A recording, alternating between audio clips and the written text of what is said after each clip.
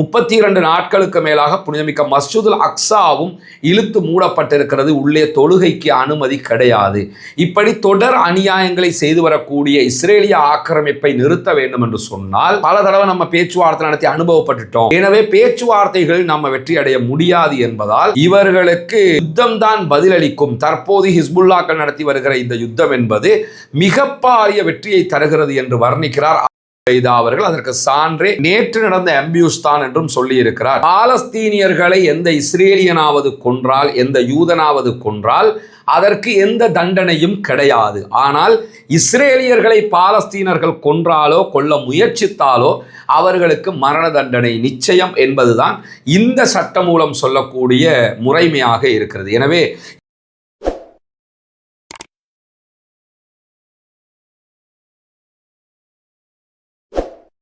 அன்பிற்கினிய சகோதர சகோதரிகளே, நம் அனைவர் மீதும் ஏக இறைவனுடைய அமைதியும் கருணையும் உண்டாகட்டுமாக என்கிற உயரிய பிரார்த்தனைகளோடு ஒரு முக்கியமான செய்தி பற்றிய விரிவான பார்வையைத்தான் இந்த வீடியோவில் நம்ம பார்க்க இருக்கிறோம். நமக்கெல்லாம் தெரியும், கடந்த 2 ஆண்டுகளுக்கு மேலாக 2023 அக்டோபர் 7ஆம் தேதி முதல் ஆரம்பித்த இஸ்ரேலிய ஆக்கிரமிப்பு இராணுவத்தினுடைய காசா மீதான படுபயங்கரமான யுத்தம் மொத்த காசாவையும் அழித்து தரைமட்டமாக்கியது மட்டுமல்லாமல் உலகத்திலேயே இப்படி ஒரு தாக்குதல் எங்குமே நடத்தப்படவில்லை என்று சொல்லுகிற அளவுக்குண்டான மாபெரும் ஒரு அழிவை அங்கே உண்டாக்கி இருந்தது. லட்சக்கணக்கான மக்கள் கொல்லப்பட்டார்கள்.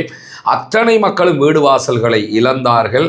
லட்சக்கணக்கான மக்கள் தங்களுடைய உடல் உறுப்புகளை இழந்து நிரந்தர ஊனமுற்றவர்களாக மாறி இருக்கக்கூடிய சூழல்ல கடந்த 33 நாட்களுக்கு மேலாக பாலஸ்தீனத்தில் அமைந்திருக்கக்கூடிய இஸ்லாமியர்களுடைய புனித பள்ளிவாசல் 3வது வணக்கத்தலமாக இருக்கக்கூடிய புனித மஸ்ஜிதுல் அக்ஸாவுக்குள் யாரும் தொழுகைக்கு செல்ல முடியாது என்கிற தடையையும் இஸ்ரேல் நீட்டித்து கொண்டிருக்கிறது. இப்படி அழிவுக்கு மேல் அழிவையும் தொல்லைக்கு மேல் தொல்லையையும் காசா உள்ளிட்ட பாலஸ்தீன அப்பாவிகளுக்கு கொடுத்து வரக்கூடிய இஸ்ரேலிய ஆக்கிரமிப்பு அரசாங்கமும் இஸ்ரேலிய ஆக்கிரமிப்பு இராணுவமும் இணைந்து ஒரு புதிய சட்டமூலத்தை பாலஸ்தீன அப்பாவிகளுக்கு எதிராக சமர்ப்பித்திருக்கிறார்கள். அவர்களுடைய பாராளுமன்றமாக இருக்கக்கூடிய நெசட்ல திங்கட்கிழமை சட்டம் நிறைவேற்றப்பட்டிருக்கிறது. அந்த சட்டத்தில் இருக்கக்கூடிய அம்சமே என்னன்னு கேட்டால், பாலஸ்தீன அப்பாவிகள் யாரையாவது இஸ்ரேலிய ஆக்கிரமிப்பு இராணுவம் கைது செய்தால், குறிப்பாக இஸ்ரேலியர்களுக்கு எதிராக இவர்கள் நடந்தார்கள், இஸ்ரேலியர்களை தாக்க முனைந்தார்கள், இஸ்ரேலியர்களை கொன்றார்கள் என்கிற குற்றச்சாட்டுக்கள் எது வைக்கப்பட்டாலும் இந்த குற்றச்சாட்டுக்கள் அடிப்படையில் அவர்கள் கைது செய்யப்படுவார்களேயானால் பாலஸ்தீன அப்பாவிகள் தற்போது நிறைவேற்றப்பட்டிருக்கக்கூடிய குறித்த சட்டமூலத்தின் அடிப்படையில் மரண தண்டனை விதிக்கப்படுவார்கள். அவங்களுக்கு டெத் பெனால்டி கொடுக்க முடியும் என்பதுதான் புதிய சட்டமூலமாக இருக்கிறது. எனவே பாலஸ்தீன அப்பாவிகளை கைது செய்து அவர்களை கொன்று குவிக்கிற சட்ட அனுமதியை பெறுவதற்காகவே இப்படி ஒரு சட்டத்தை நிறைவேற்றி இருக்கிறது இஸ்ரேலுடைய நெசட் பாராளுமன்றம். இஸ்ரேல் என்கிறதே ஒரு அங்கீகரிக்கப்படாத கண்ட்ரிங்கிறது நமக்கெல்லாம் தெரியும். இஸ்ரேல் என்பது பாலஸ்தீனத்தை அபகரித்து உருவாக்கப்பட்டிருக்கக்கூடிய ஒரு நாடு. அந்த நாட்டில் இப்படி ஒரு சட்டத்தை உருவாக்கி நாட்டுக்கு சொந்தக்காரனாக இருக்கக்கூடிய பாலஸ்தீன அப்பாவிகளை கொன்று குவிக்கிற சட்டம் மூலமாக இந்த சட்ட மூலத்தை மாற்றி இருக்கிறார்கள். சரி, இதே நேரம் பாலஸ்தீனியர்கள் யாரையாவது இஸ்ரேலியர்கள் யாராவது கொலை செய்தால் அதற்கு என்ன தீர்வு அப்படின்னு சொல்லி கேட்கும்போது, பாலஸ்தீனியர்களை எந்த இஸ்ரேலியனாவது கொன்றால், எந்த யூதனாவது கொன்றால் அதற்கு எந்த தண்டனையும் கிடையாது. ஆனால் இஸ்ரேலியர்களை பாலஸ்தீனர்கள் கொன்றாலோ கொல்ல முயற்சித்தாலோ அவர்களுக்கு மரண தண்டனை நிச்சயம் என்பதுதான் இந்த சட்டமூலம் சொல்லக்கூடிய முறைமையாக இருக்கிறது. எனவே இந்த சட்டமூலத்திற்கு எதிராக உலகம் முழுவதும் பாரிய எதிர்ப்பலைகள் கிளம்பி கொண்டிருக்கிறது.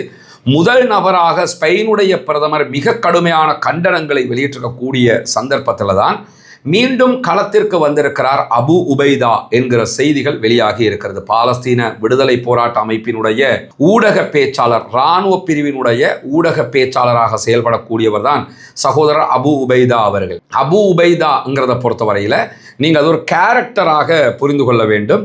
இதற்கு முன்பதாகவும் இதே பெயரில் ஒருவர் இருந்தார். அவரை இஸ்ரேலிய ஆக்கிரமிப்பு இராணுவம் கொலை செய்திருந்தது. அந்த செய்திகளை எல்லாம் நம்ம சொல்லியிருக்கிறோம். எனவே தற்போது புதிய ஒருவர் நியமிக்கப்பட்ட நியமிக்கப்பட்டிருக்கிறார்.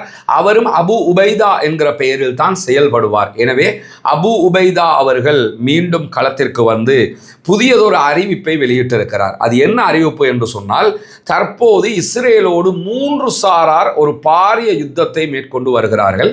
இஸ்ரேலும் அமெரிக்காவும் இணைந்து ஈரான் மேல ஆக்கிரமிப்பு தாக்குதல்களை நடத்துகிறது. அதே நேரம் இஸ்ரேல் தனியாக லெபனான் மேல ஆக்கிரமிப்பு தாக்குதல்களை நடத்தி வருகிறார். அதே நேரத்தில் ஈரான் நேரடியாக இஸ்ரேல் மீதும் அமெரிக்காவினுடைய படைத்தளங்கள் மீதும் மத்திய கிழக்கு முழுவதும் தாக்குதல்களை நடத்தி வருகிறது.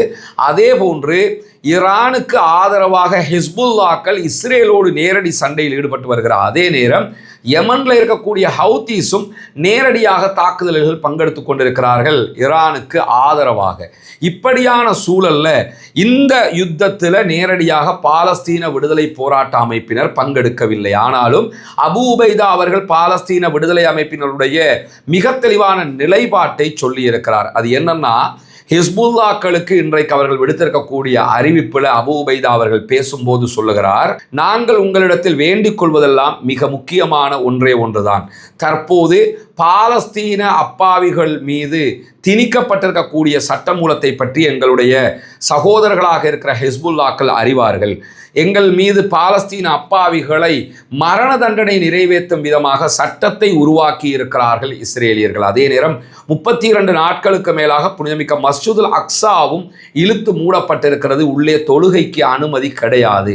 இப்படி தொடர் அநியாயங்களை செய்து வரக்கூடிய இஸ்ரேலிய ஆக்கிரமிப்பை நிறுத்த வேண்டும் என்று சொன்னால் நம்ம பேச்சுவார்த்தை எல்லாம் நிறுத்த முடியாது என்பதை கடந்த கால அனுபவம் நமக்கு சொல்லிவிட்டது. பல தடவை நம்ம பேச்சுவார்த்தை நடத்தி அனுபவப்பட்டுட்டோம். எனவே பேச்சுவார்த்தைகள் நம்ம வெற்றி அடைய முடியாது என்பதால் இவர்களுக்கு யுத்தம்தான் பதிலளிக்கும். தற்போது ஹிஸ்புல்லாக்கள் நடத்தி வருகிற இந்த யுத்தம் என்பது மிக பாரிய வெற்றியை தருகிறது என்று வர்ணிக்கிறார் அபு உபைதா அவர்கள். அதற்கு சான்றே நேற்று நடந்த அம்பியூஸ்தான் என்றும் சொல்லியிருக்கிறார். நேற்று நடைபெற்ற ஒரு மாபெரும் தாக்குதல்களில் ஒரே நேரத்தில் 9 இஸ்ரேலிய ஆக்கிரமிப்பு இராணுவத்தை சேர்ந்தவர்களை கொன்றிருக்கிறார்கள் ஹிஸ்புல்லாக்கள் என்கிற செய்திகள் வெளியாகி இருக்கிறார். அதே நேரம் தொடர்ந்து ஹிஸ்புல்லாக்கள் வளமைக்கு மாற்றமான உச்சகட்டமான ஒரு யுத்தத்தை இஸ்ரேலோடு செய்து வருகிறார்கள். இதையெல்லாம் சிலாகித்து பேசுகிற அபு உபைதா பாலஸ்தீன விடுதலை போராட்ட அமைப்பினருடைய ஊடக பேச்சாளர் என்ன சொல்றாருன்னா, பாலஸ்தீன அப்பாவிகள் மீது திணிக்கப்பட்டிருக்கக்கூடிய இந்த மரண தண்டனை சட்டம் மூலம் அரபுகள் மீதே திணிக்கப்பட்டிருக்கக்கூடிய மரண தண்டனை சட்டம் மூலமாக பார்க்க வேண்டும். எனவே இதுல இருந்து இந்த சட்டமூலத்தை டிஸ்ட்ராய் பண்ண வேண்டும் என்றால், இந்த சட்டமூலத்தை இல்லாமல் ஆக்கணும்னு சொன்னால் பேச்சுவார்த்தையில் நமக்கு இல்லாமல் ஆக்க முடியாது. அதற்கு ஒரே வழி, நடந்து வருகிற இந்த யுத்தத்தில் ஹிஸ்புல்லாக்களுடைய படைப்பிரிவு இஸ்ரேலியர்களை கொல்வது, இஸ்ரேலியர்களுக்கு எதிரான தாக்குதல்களை நடத்துவது என்பதை தாண்டி இஸ்ரேலிய படைப்பிரிவை சேர்ந்தவர்களை உயிரோடு நீங்கள் பிடிப்பதற்கு முயற்சி செய்யுங்கள். அவர்களை உயிரோடு கைப்பற்றினால் மட்டும்தான் நம்ம டிமாண்ட் வச்சு நம்முடைய கைதிகளாக இருக்கிற அப்பாவிகளை விடுவிக்க முடியும்.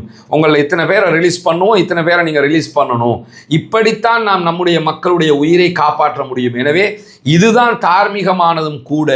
இதற்காக முயற்சி செய்யுங்கள் என்று சொல்லி இன்றைக்கு மிக தெளிவாக ஹிஸ்புல்லாக்களை நோக்கி பாலஸ்தீன விடுதலை அமைப்பினருடைய ஊடக பேச்சாளர் அபு உபைதா அவர்கள் சொல்லியிருப்பது மட்டுமல்லாமல், இந்த ஜியோனிச ஆணவத்தில் அவர்கள் ஆடிக்கொண்டிருக்கிறார்கள். எனவே ஜியோனிச ஆணவத்தில் ஆடக்கூடியவர்களை நிறுத்த வேண்டியது நம்முடைய கட்டாய கடமை. ஹிஸ்புல்லாக்கள் அவர்களை கைது செய்ய வேண்டும், அவர்களுக்கு எதிராக சண்டையிட வேண்டும். சண்டையிடுவதை நாங்கள் ஆதரிக்கிறோம், பாராட்டுகிறோம். நீங்கள் மிக கடுமையான ஒரு யுத்தத்தில் இருக்கிறீர்கள் என்று சொல்லிவிட்டு, இது ஹிஸ்புல்லாக்களுக்கும் பாலஸ்தீன விடுதலை அமைப்புக்கு மட்டும் உள்ள பணி கிடையாது, உலக அளவில் இருக்கிற அனைத்து இஸ்லாமியர்கள் மீதும் சுமத்தப்பட்டிருக்கக்கூடிய பணி. எனவே நீங்கள் ஒன்றோ இஸ்ரேலுக்கு எதிராக கண்டனங்களை வெளியிடுங்கள், ஆர்ப்பாட்டம் போராட்டங்களை நடத்துங்கள் இதற்காக. அதுவும் முடியவில்லை என்று சொன்னால் எங்களுக்காக ஏக இறைவன் அல்லாஹ்விடத்திலே துஆ செய்யுங்கள், எங்களுக்காக அல்லாஹ்விடத்திலே கையேந்துங்கள், கையேந்தியாவது எங்களை அல்லாஹ் காப்பாற்ற வேண்டும் என்கிற பிரார்த்தனைகளை முன்வையுங்கள் என்று சொல்லி இன்றைக்கு வெளியிட்டிருக்கக்கூடிய அறிவிப்பில் அபு உபைதா அவர்கள் தெளிவாக சொல்லியிருக்கக்கூடிய செய்திகளை நம்ம பார்க்க முடிகிறது. உலகத்திலேயே பாலஸ்தீன அப்பாவிகள் மீது இஸ்ரேல் நிகழ்த்துகிற அநியாயத்தை போன்று யாருமே எங்குமே இப்படியான அநியாயங்களை செய்ததை நீங்கள் பார்த்திருக்க முடியாது. 2ஆம் உலக மகா யுத்தத்தில் யூதர்களுக்கு ஹிட்லர் செய்த அநியாயத்தை விட பல 1000 மடங்கு அநியாயங்களை செய்து கொண்டிருக்கிறது இஸ்ரேல் என்பதுதான் வெட்ட வெளிச்சமாக தெரியக்கூடிய செய்திகளாக இருக்கிறது. தொடர்ந்தும் அப்பாவி பொதுமக்களை ஈவிரக்கமின்றி கொன்று குவிக்கக்கூடியவர்கள் சட்ட ரீதியாக கொள்வதற்குரிய அனுமதியாக இந்த சட்ட திருத்தத்தை கொண்டு வந்திருக்கிறார்கள். எனவே சர்வதேச அளவில் இந்த சட்ட திருத்தம் எதிர்க்கப்பட வேண்டும். இலங்கையில் இருக்கிற இஸ்லாமிய பாராளுமன்ற உறுப்பினர்கள் பாராளுமன்றத்தில் இது தொடர்பாக நீங்கள் பேச வேண்டும், கண்டனங்களை வெளியிட வேண்டும் என்பதும் எங்களுடைய தார்மீக கோரிக்கையாக இந்த இடத்திலே சொல்லிக் கொள்ளுகிற அதே நேரம் பொறுத்திருந்து பார்ப்போம் என்னவெல்லாம் நடக்கிறது என்பதை.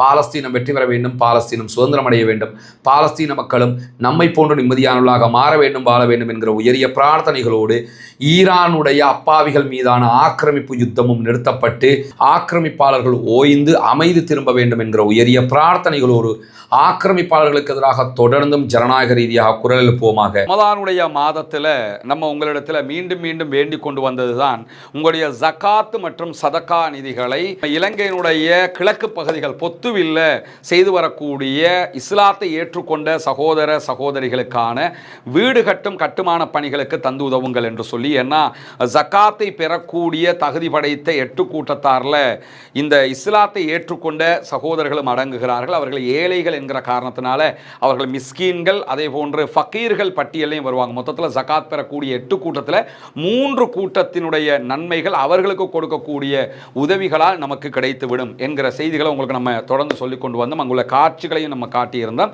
ஏற்கனவே 5 வீடுகளை நம்ம கட்டி கையளிச்சிருக்கிறோம். அந்த காட்சிகள் எல்லாம் தொடர்ந்து நீங்கள் பார்த்து வருகிறீர்கள். அதை தாண்டி இன்னும் 9 வீடுகள் கட்ட வேண்டிய தேவை இருக்கிறது. மொத்தம் 14 வீடுகள் என்கிற தகவல்களை உங்களுக்கு நம்ம சொல்லி வந்தோம். உதவிகளை நீங்கள் தொடர்ந்து வழங்கி வருகிறீர்கள். உங்களுடைய ஜக்காத்து தான தர்மங்களை தந்து வருகிறீர்கள். அந்த அடிப்படையில் தற்போது நம்ம 6வது வீட்டை கட்டுகிற பணியை ஆரம்பித்திருக்கிறோம். அதனுடைய காட்சிகளை தான் நீங்கள் முன்னாடி பார்க்குறீங்க.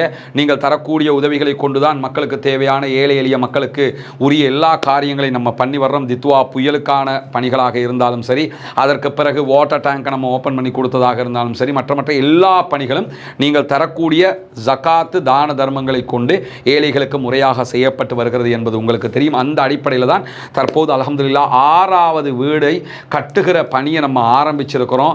இந்த பணி தொடர்ந்து நடைபெற்று 14 வீடுகளும் மீதி இருக்கக்கூடிய 9 வீடுகளும் கட்டி முடிக்கப்பட வேண்டும் என்பதுதான் என்னுடைய பிரார்த்தனையும் நிச்சயமாக உங்களுடைய பிரார்த்தனையாகவும் இருக்கும்.